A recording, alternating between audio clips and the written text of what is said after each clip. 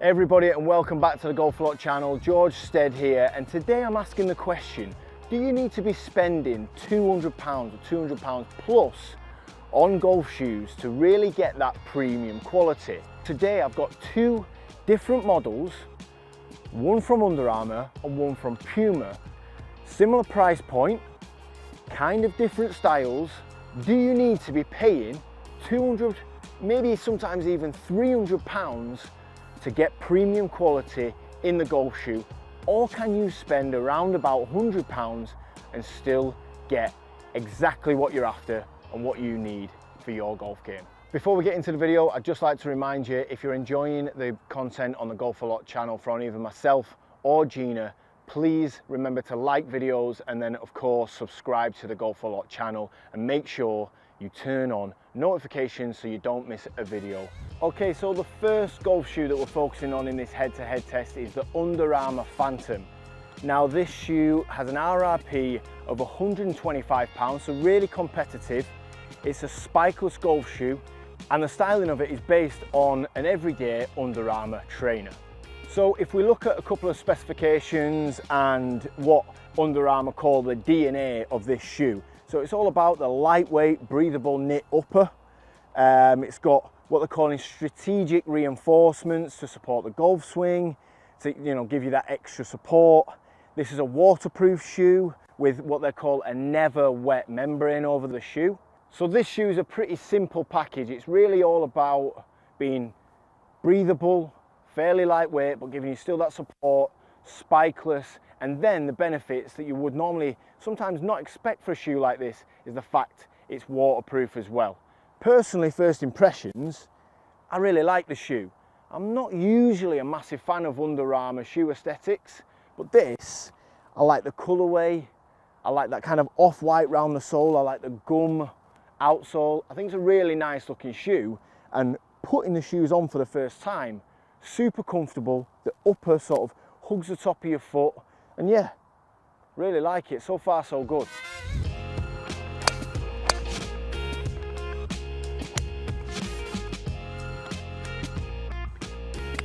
Okay, so a bit of opinion just on these Under Armour Phantom golf shoes. I played a few holes now, different shots, tee shots, some long shots, some iron shots, putting. And yeah, really impressed, to be fair. I like the look of the shoes. I was surprised when I got them out of the box and put them on my feet. There's plenty of support underneath the shoe. My heel feels really kind of supported, which I really like. It's a key part of the shoe. Overall, I really like these shoes so far. I think for 125 quid at an RRP, really impressed so far. Comfy, breathable, plenty of support and plenty of grip. And like I say, in this black kind of grey, off-white gum colourway that I've got, I really like them. They're a really casual look. Okay, so the second shoe in this test, the spike shoe that we're putting up against the Under Armour Phantom, is the Puma Phantom Cat Nitro Plus golf shoes. Now these golf shoes are obviously spiked, as we've just said, but they're not like any kind of spiked shoe you've ever seen. The outsole is totally different, and these shoes come in with an RRP of £130. So at that price point that you say is probably just below premium of 150 to 200. So the main feature and benefit of these new shoes is Nitro Foam. Now bear with me a second here, but they're calling it advanced nitrogen injected foam that's designed to provide superior responsiveness and cushioning, all in a lightweight package. So kind of that modern shoe, lightweight, give you that kind of responsive feel as you're walking and swinging, to give you that ultimate comfort and also the right amount of support in the golf swing. Now the main thing that'll catch your eye with these shoes, and the first thing that definitely caught my eye when seeing them, was the outsole. First of all, obviously the colour with that lime green, but the spikes that I mentioned earlier, now Puma are calling these flex spikes. So the flex spike is almost in a figure of 8 shape, and it's all about increasing the surface area in which the spike touches the ground, to therefore give you a little bit more support, a little bit more grip and traction on the golf course. Personally, the looks of it, not massively sold, but interested to find out how we get on performance wise.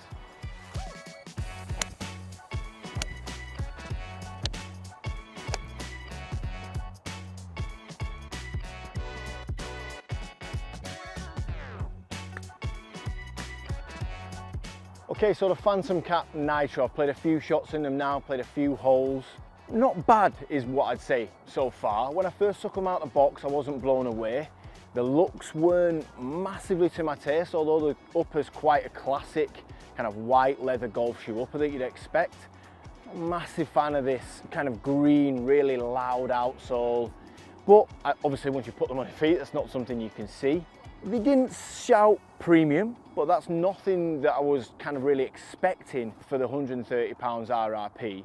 But one thing that I will say is they're pretty comfy. They're really spacious, nice, quite wide fit, which I like. Underfoot cushioning wise, they're nowhere near as kind of bouncy and as maybe responsive as the Under Armour shoe, but that might not be your taste. Some people really like to be kind of solid and low to the ground, and I think these Puma Phantom Cat Nitro shoes definitely give you that. They're comfy, but there's a nice balance between being quite firm as well underneath the foot. Okay then, so a little verdict. First of all, I've got to say that I've been really impressed by the Under Armour Phantom shoe. I mean, I've tested the old Under Armour Phantom shoe, and like I've said, it was a nice shoe, it was super comfy, but you wouldn't use it much more in the way of performance. It was more just a kind of summer shoe. Whereas the one I've reviewed today, super comfy, looks great, great support, really competitive price tag at $125, waterproof, just an overall great package. Now comparing that to the Puma shoe, at first it didn't quite have that wow factor, it didn't feel as premium, it didn't feel as quality, the upper didn't quite look maybe as good, even though it is 75% cow leather in that upper. But then as I've put the shoe on, really comfy, really spacious fit, really supportive. I've said this in shoe reviews before, where what I'd say is one of the best compliments you can give a shoe is you kind of forget you're wearing it. And to say I've only been, playing 9 holes here today, you kind of forget I'm wearing a brand new golf shoe, and that's a massive compliment. So although I wasn't blown away straight away by the Puma, and now even thinking back, it's not still my favourite looking shoe. I don't think I'd grab it off the shelf in a pro shop.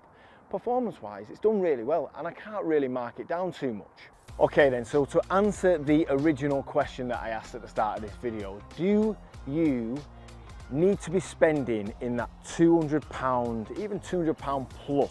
I'm a little bit torn on the answer. I think the answer is no.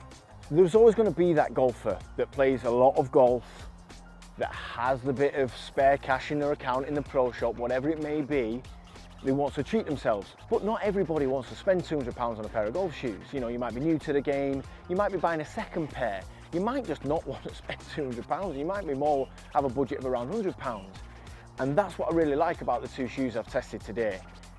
$125 for the Under Armour, $130 for the Puma, £5 more you're getting the spike shoe in the Puma, £5 less you're getting the spikeless model, and you're getting a shoe that does everything you need.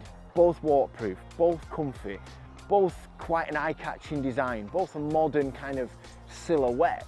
Get rid of all the kind of rubbish that I read out to you earlier from the Puma website where they're saying nitrogen this and all that. Forget that.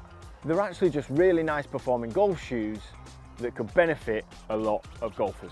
I hope you've enjoyed this video. Get down into the comments, let me know what golf shoes you've been wearing this season. As always, if you've enjoyed this video, please hit that like button and then go and subscribe to the Golf A Lot channel. Thank you so much for watching, and as always, subscribe for more.